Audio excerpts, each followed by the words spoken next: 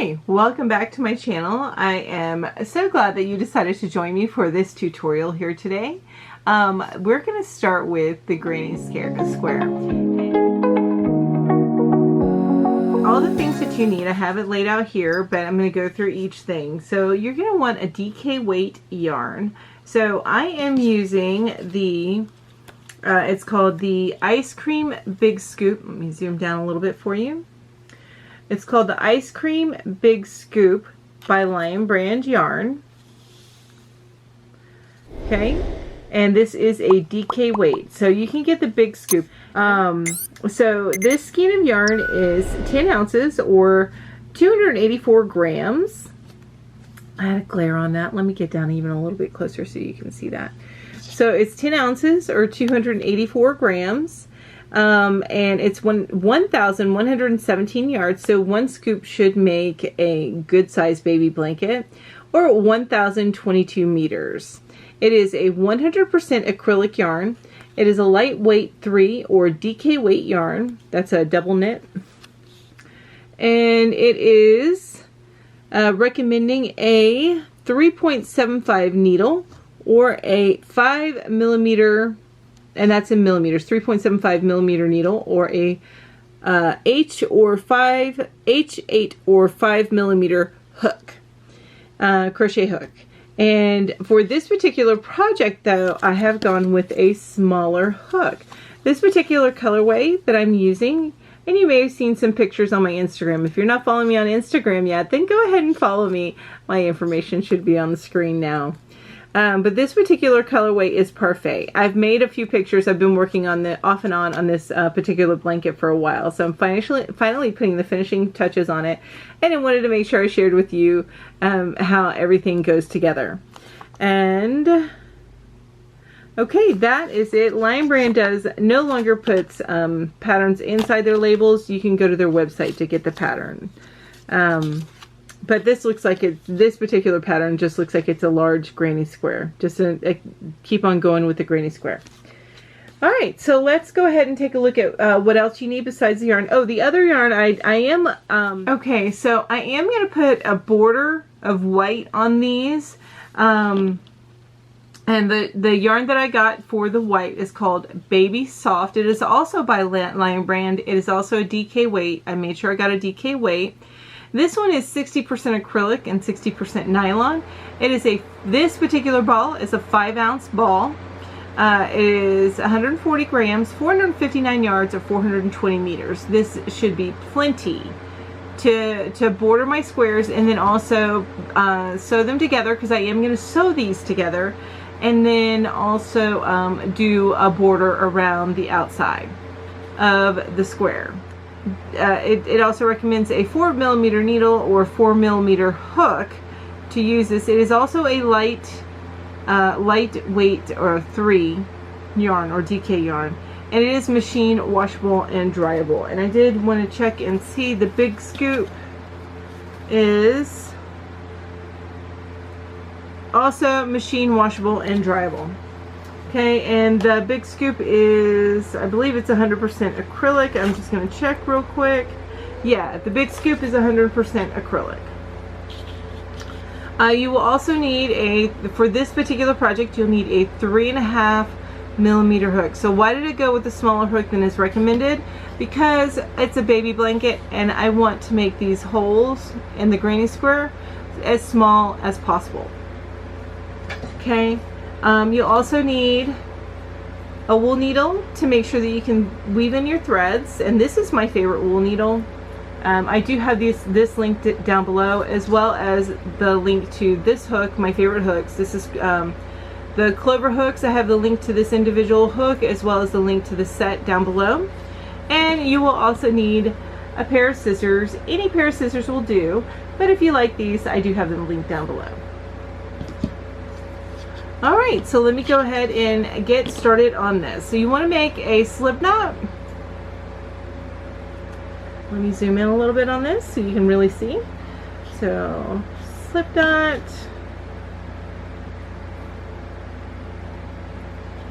Okay, and then we're just going to chain 4. 1,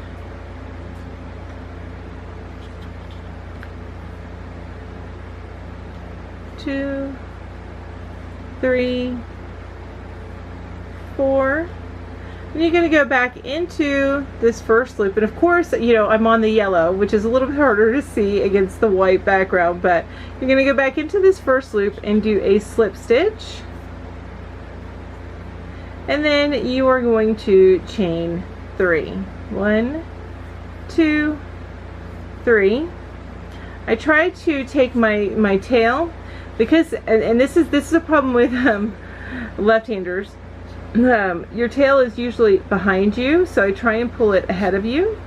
At least this is what I found. Pull it ahead of you so that you can lock it in with the yarn as you're working the first row, the first graining row. Okay, so what you want to do, this is a very small circle. I did that intentionally. I did not do 6, I did 4.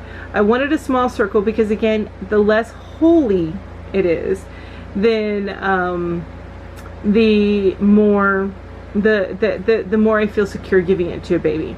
Okay, so you want to go into the center of that circle that you just made with the 4 chains. Okay, and then you want to do a double crochet. So we're going to do, this is going to be your first shell. That chain 3 is the first stitch of that shell.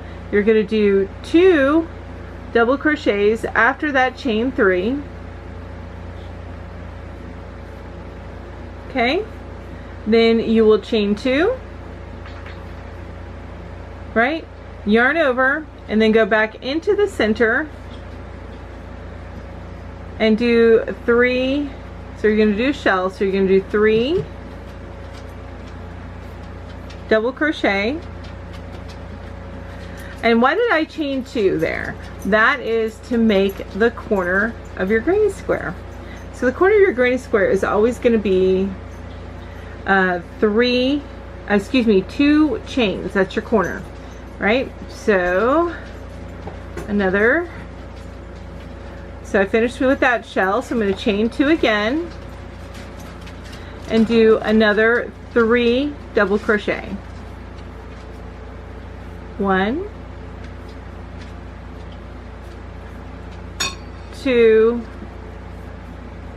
so yarn over, go into the center of the circle, and then double crochet. So that was the last stitch of my 3rd shell.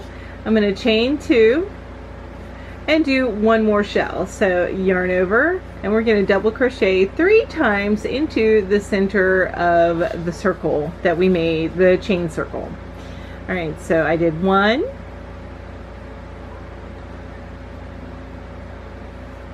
2, and 3,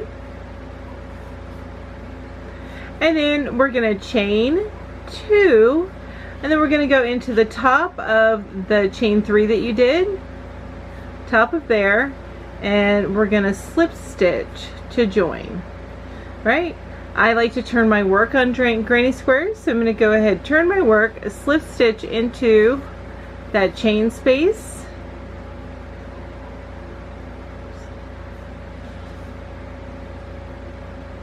Alright, so that you start in the right section, and then I'm going to go ahead and make my first shell, 1, and by chaining 3, and then doing 3 double crochet,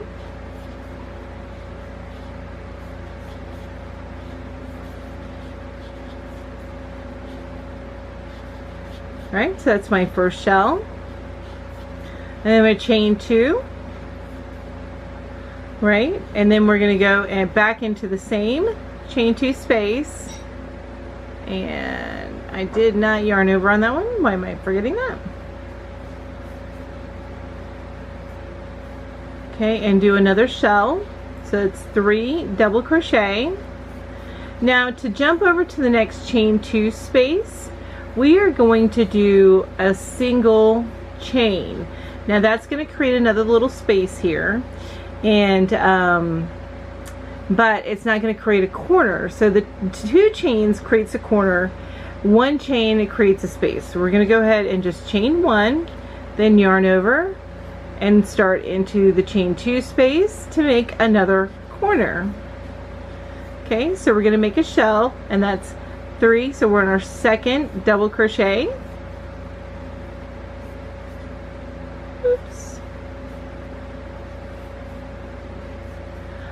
going to chain 2, and then we're going to make our second shell in this corner. So in any corner, anytime you're in a chain 2 space, so the corner space, you're always going to do a shell, which is 3 double crochet, chain 2, and then another shell, all in that corner. So you're creating another corner inside that corner. So let me do my second double crochet of the second shell in that corner, and my final double crochet. All right, so now we're at a middle space. So again, since it's not a corner, we're only going to chain 1. All right, and now we're going back into another corner, so we're going to do a shell. So that's 3 double crochet,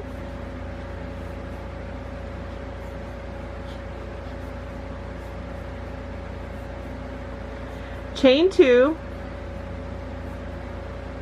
and then another 3 double crochet after you turn your corner. All right, so I'm doing my final double crochet in that corner. And since I'm jumping to another corner and I'm going across here and it's not going to be a corner, I'm only going to chain 1, and then I'm going to go into this corner, do my first shell, so on my second double crochet of that shell, and then my third double crochet of that shell, chain 2, and then I'm going to do my other shell. So that's 3 double crochets. That's what you need in a shell.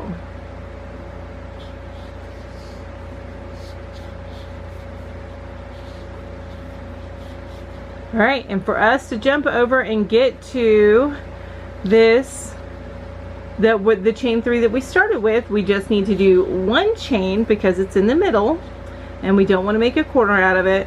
And then we're going to go into the top of your chain 3,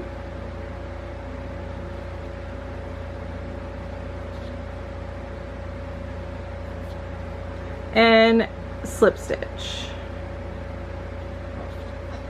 Okay, and then I turn my work and I slip stitch into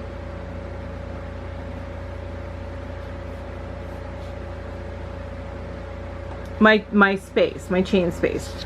Okay, so this is a middle space, so we're just going to do 1 shell here, double crochet,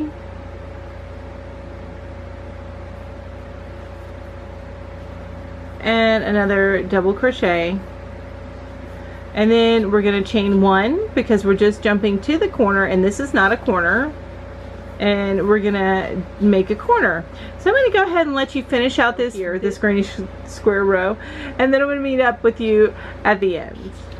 Welcome back, and I am on my last granny, or my last double crochet to finish out the corner.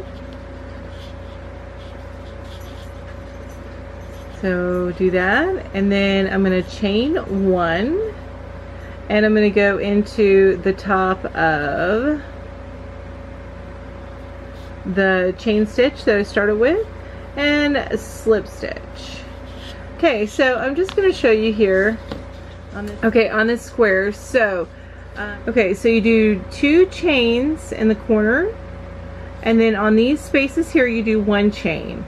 So the way that this goes is you do a shell of 3 double crochet, chain 2, 3 double crochet, chain 1, 3 double crochet, chain 1, 3 double crochet, chain 2, 3 double crochet, chain 1, 3 double crochet, chain 1, 3 double crochet, chain 2, 3 double crochet, chain 1, and then you know, this is where we slip stitched in. But that's how you do the row 3 of the granny square. Now, we're going to do just 1 more row in this this color before we switch to the white. So flip your work, okay, and then slip stitch into the space. So I'm slip stitching into the space, chaining 3, and then doing 2 double crochets because that chain 3 counts as a double crochet. Okay, chain 1, and then turn your corner in the corner. So we're going to do a shell. That's 3 double crochet,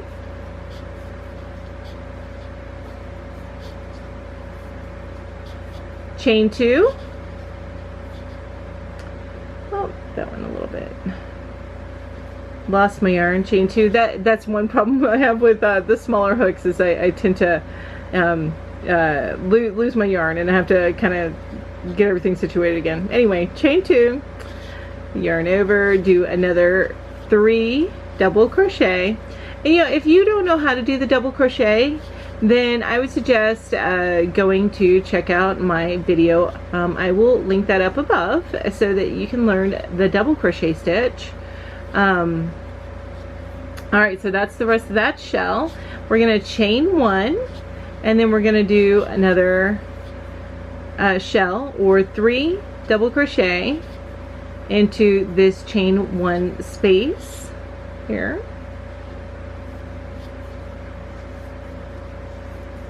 Chain 1, another 3 double crochet,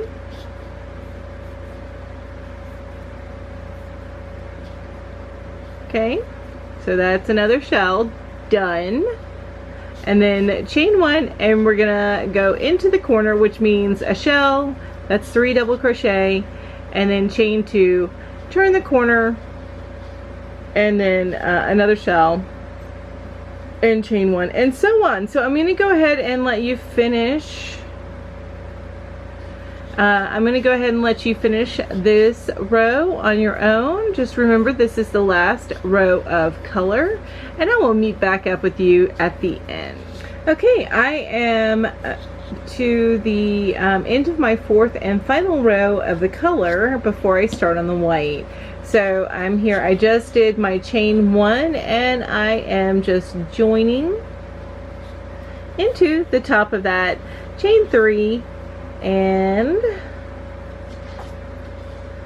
sorry, I always crochet pretty tight, so that final, I don't like to leave like a loose slip knot or slip stitch there. So anyway, I just slip stitch right into that, and then I'm going to go ahead and snip my yarn and fasten off. So that's it for the color. Now I will tell you what I have done here is I've created a bunch of my squares in the color before and I'm going to go through and I'm going to add the white to all of them. So just a heads up, whenever you start creating yours, if you just want to do the 4 rows of color first and then you do that 5th row of white, that's perfectly fine.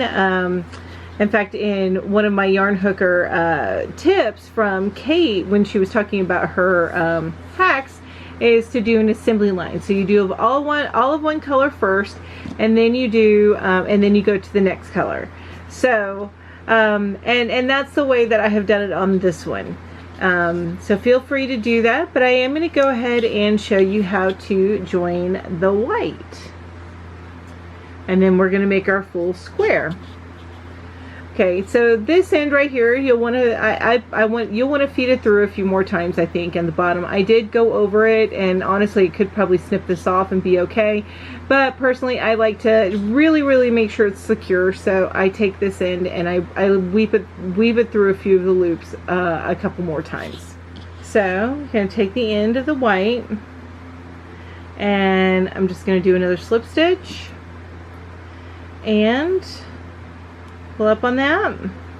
Now every time that I join, I like to join in a corner, and I tend to join in a corner so that as I move forward, it's going to get this, I'm going to get this tail and start working over the tail. Okay, so just go ahead and I know I do that so backwards. I put my hook in and then I put my loop on my hook, and that's after I've made my slip knot, but that's the way I work. You do it whatever way feels most comfortable to you. Alright, so go ahead and join, and I'm facing the wrong way because I want to do it up here. Join your white and then chain 3 and do your first shell. Okay, let me get back one here.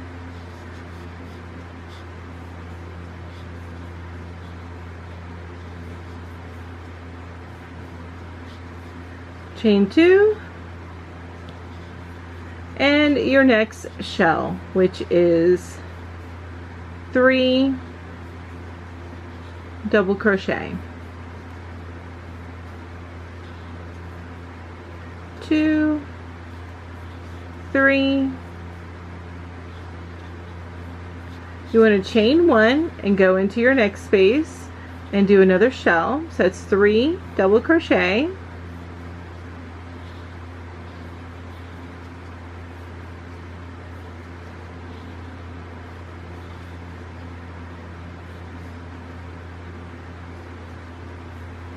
so it's done. Chain 1 and 3 double crochet to create your shell.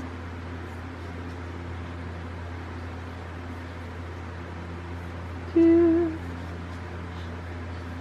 3. Okay, and now I'm going to start going over this little end here. So I'm going to do another chain 1 and then another shell. So 3,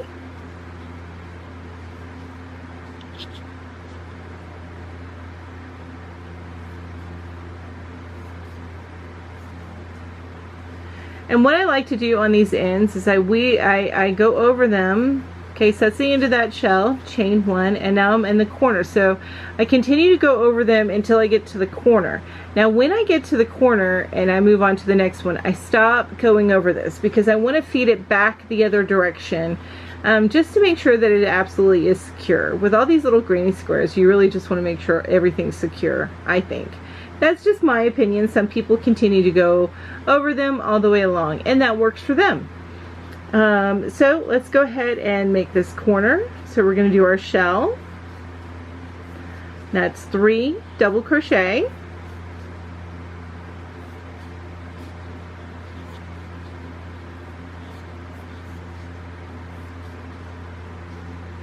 We're going to chain 2 and another 3 double crochet.